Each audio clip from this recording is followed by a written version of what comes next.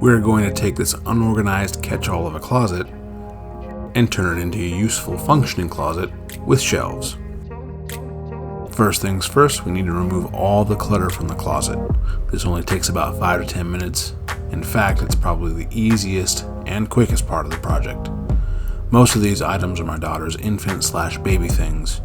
We went through some of these and donated what we no longer use or need to a local charity in our city.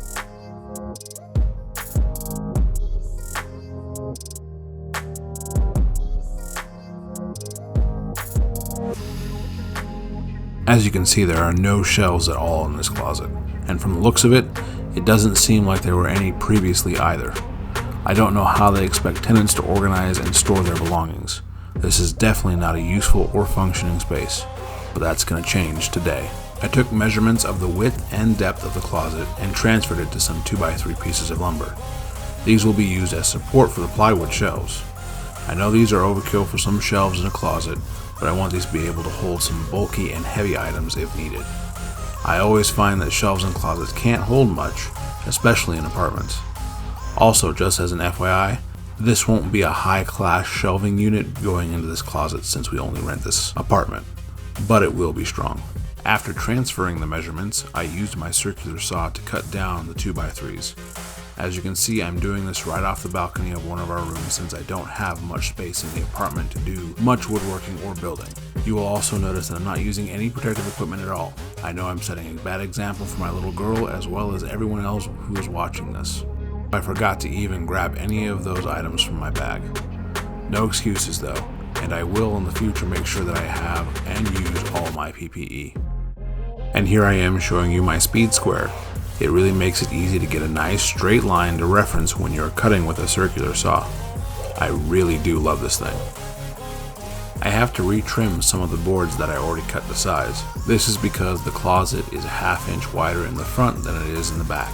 Not only that, but the inside left door molding is missing, so my right side support pieces need to be cut again as well.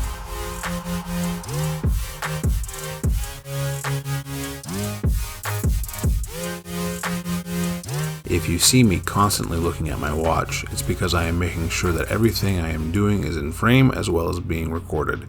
I really have to hand it to those creators that do this by themselves. It really is quite involved when you are filming a project. Now you can see I'm cutting the plywood that is going to be used for the actual shelves. Since I'm using 2x3s for the support of this shelf, I only chose a 1/4 inch thick piece of plywood, which is great because the thicker sheets are still pretty expensive. I had my sheet cut down to width at my local hardware store for easy transport, and it was also one less cut that I had to make. For the cross support 2x3s, I decided I wanted to use pocket holes to secure them. This was my first time using a pocket hole jig from Kreg, and it worked beautifully. I can't recommend it enough. It came with the jig, drill bit, stop ring, extended drill bit, and the tool to set the stop ring. I could see myself using this for future projects or maybe even upgrading it in the future.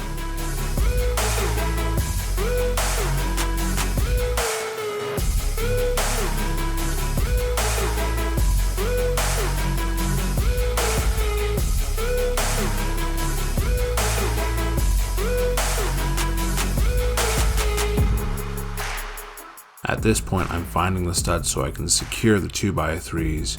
On this wall, at first I was using the stud finder.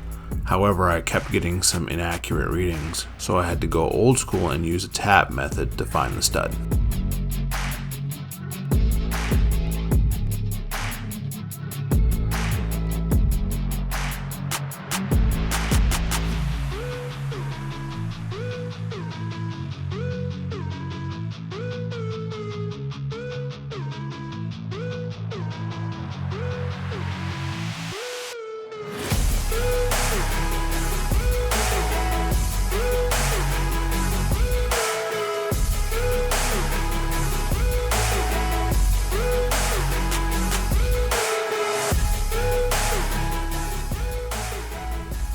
Now we are securing the 2x3s to the wall, all the while making sure everything is level.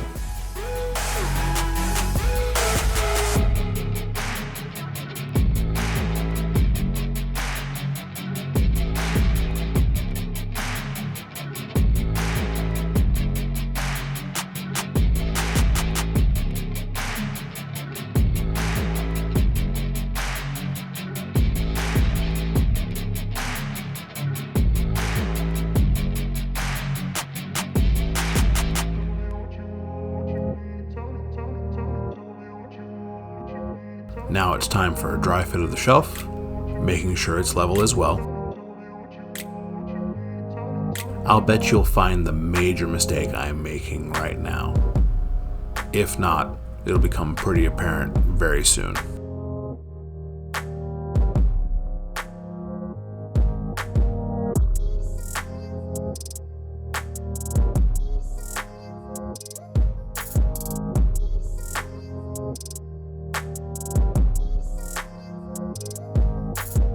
Now I'm realizing the mistake I just made as I play Limbo in the closet.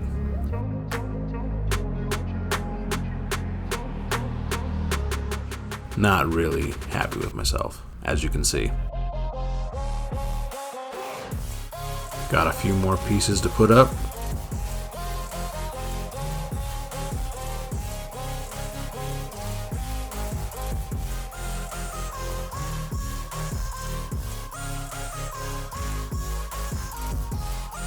And now we put the shelves in.